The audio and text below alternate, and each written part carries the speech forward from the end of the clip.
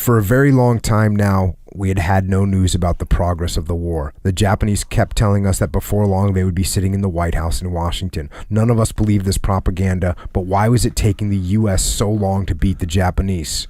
We did not, or at least I did not know about Pearl Harbor, and maybe that was a good thing not knowing. Had we known, I know that our morale would have sunk to the bottom of our toes, and he's just talking about the mass destruction that happened.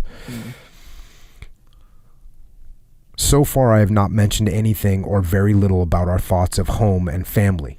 It was a personal thing with everyone and was little, if ever, discussed, but you can be sure that it was on everyone's mind. If others were like me, and I'm sure most were, you thought about your parents back home almost every night and knew how they were suffering, not knowing where you were or how you were, or even if you were alive or dead. This must have been an agony to them. The same could be said of brothers and sisters and wives and children. I always felt that the prisoners who suffered the most mentally were the ones with wives and children back home. I know it was extra hard on them, but they were few in number. Most of the men were young and not married. So that's interesting. If you remember when Captain Plum was on, I think those guys got to a level where they knew they were going to survive. And even Captain Plum said he didn't think he was going to die. You know, he said, I was going to live. Like, he thought that they were going to live through the war.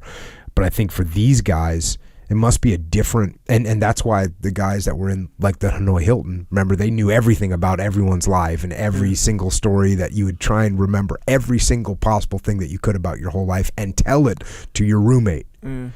But I think these guys are in such a state where survival is not a known entity. And so I think it sounds like, and he mentioned earlier that not knowing people was actually easier. So it's sort of a different psychological situation.